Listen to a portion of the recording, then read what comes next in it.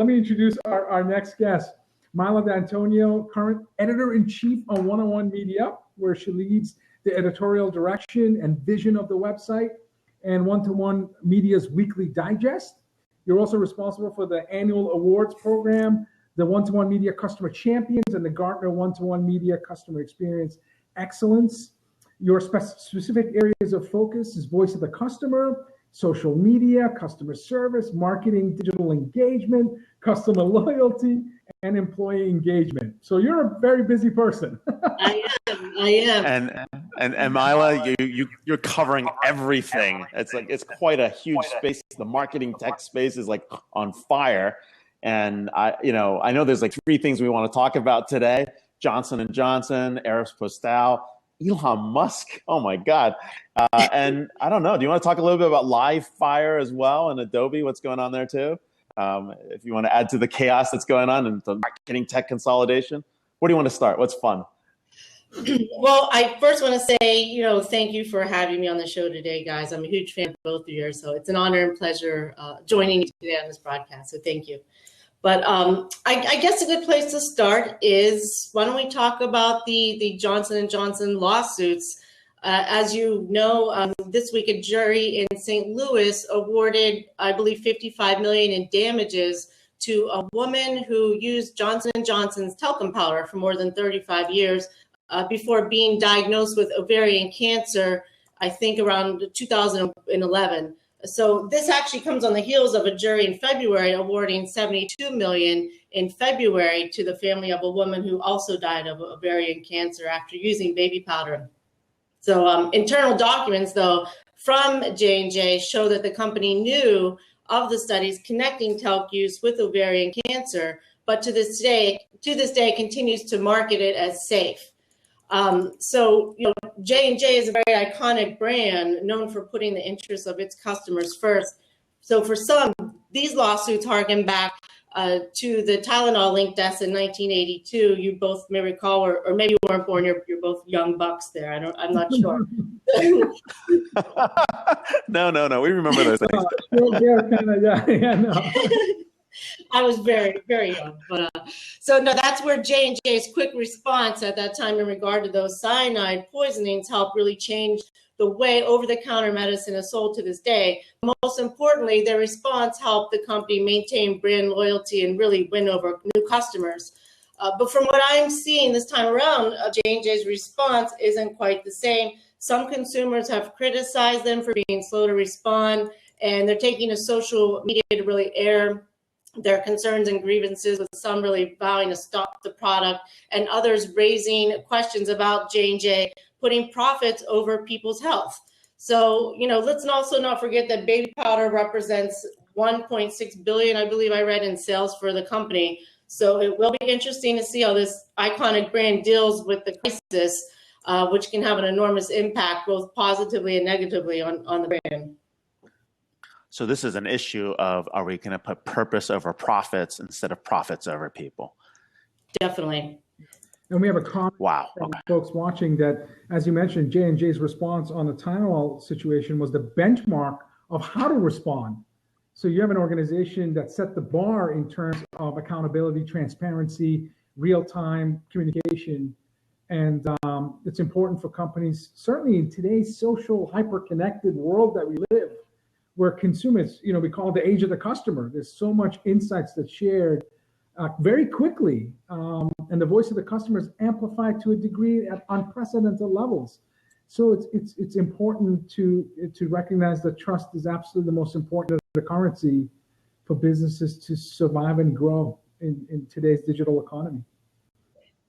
Yeah, and I think Doug Henstron's adding a fact here as well. It's saying this is like the Takata airbag crisis. Oh my God, how many more airbags can we possibly have an issue with? I know they were also in the news this week. So so it'll be interesting to watch both of those companies in the face of the crises here, how they respond. And maybe J&J needs to channel the 1982 J&J this week. Sure. So. God, man, I want my MTV. No, anyways. I just bought food the other day. I had a hankering for playing with one. So that's my 1980 reference. That's funny. The next topic was bringing the digital world into the physical world and how companies need to really understand that there is a different buying behavior and there is transformation that's impacted by mobile and social and digital technologies. And you have a case study that perhaps interesting for us to talk about. Well, I don't have a case study from One-to-One Media, but I was going to reference all the recent store closings. These days, the news of store closings are as frequent as a Kardashian selfie. Aeropostale was one of the latest casualties this week. On Wednesday, the company filed for bankruptcy and said, I think, they're closing 154 of their stores. This follows the news of Sports Authority in March closing stores, Men's Warehouse closing stores, and I think even retail giant Walmart announced closings in January. So, guys, the future of retail doesn't look bright from this angle, at least for bricks and mortars. A big part of Aeropostale's failures is its inability to align itself to the changing fashion demands of its young consumers. But today, the difference between succeeding and failing in retail also lies in retail's ability to blend the digital and physical worlds. Huge topic right now, huge buzzword. As maybe we need to add it to Richie's buzzword bingo. Maybe we can add a square there. But Richie's saying they hijacked the experience. But what's Amazon doing? What did it announce a couple weeks ago? Oh, they're opening stores. Yeah, exactly. There you go.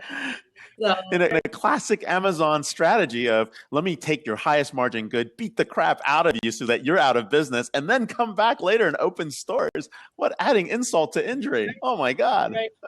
They're doing the reverse. So they're going to pick up their stores for really cheap.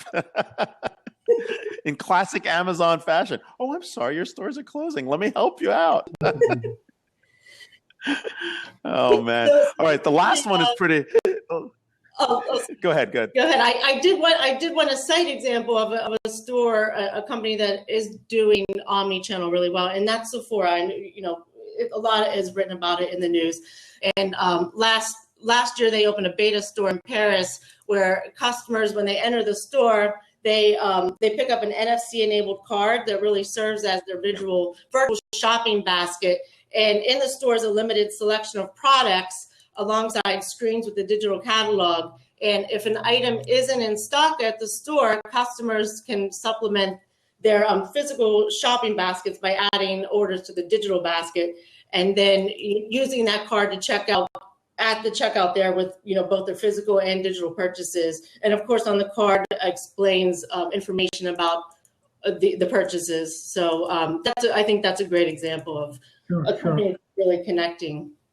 We had Christine Stoffel, who's the founder president of SEAT, Sports Entertainment Art Alliance and Technology Alliance, and she talked about use of mobile technologies at sporting venues when a fan is on premise and they connect to Wi-Fi and now have identity, location, time, data points.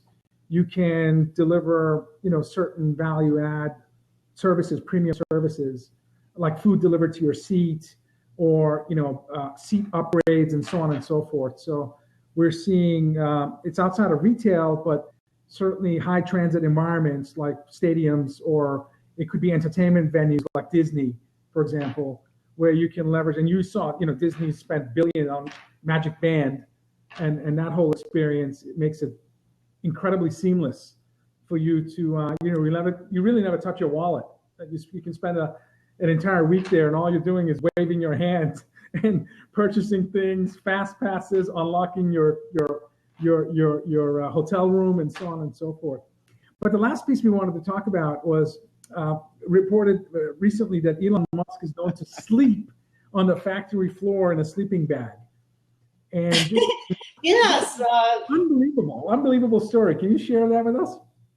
Yeah, I mean, Elon Musk, he's not asleep at the wheel, he's asleep at the factory, I guess we could say. So, on Tesla's earnings call on Wednesday, Elon Musk said he has been camping out on the factory floor, and I think he even has a desk at the end of his production line there, I imagine Ariana Huffington would be proud, or maybe she's advising him on how to install nap rooms there, but on how to get the most adequate sleep.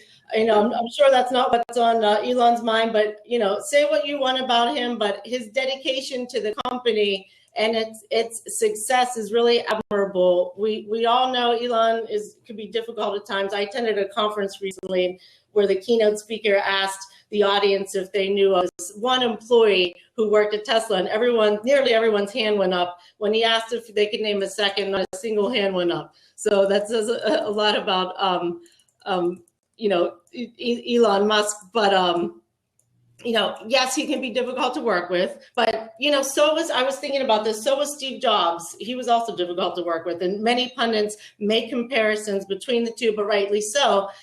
They're both iconic entrepreneurs of their generations. Both are innovative, both have sci-fi views of the future, and they apply that to the standards of their companies. They also know how to hire the best, the brightest, and they demand a lot from their people, and they seek results. So I know on Wednesday's earnings call, it was announced that there are already 400,000 pre-orders for the Model 3 due out in 2017. Well, I see you shaking your head. Maybe you're one of the pre-orders. Experts say that's unrealistic to reach those targets. But hey, if cuddling up next to your product at night is what it takes, then roll out the sleeping bags. Absolutely. He in fact tweeted yesterday that if you want your car by 2018, you better order now. So I think he's going for 500,000 orders. But it's just incredible. He is. Of course, Ray a couple of weeks ago was in his X SUV with the gullwing doors doing DisrupTV from his Tesla. So that was pretty cool.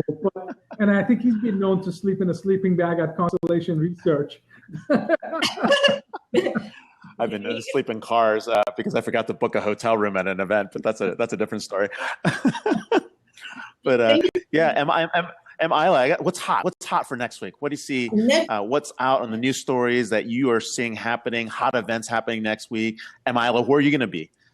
Let's see. Spring is a busy travel season. I will be at a Gartner's Digital Marketing Summit in a couple of weeks. That's a good one. What's on my mind is IoT, the Internet of Things, and how marketers are going to successfully connect the dots on all the devices and channels, and not only connecting the dots, but really making sense of the data that's going to come from the IoT. They already face a tidal wave of data, so it should be really interesting to see how they navigate this new world that's coming down the road.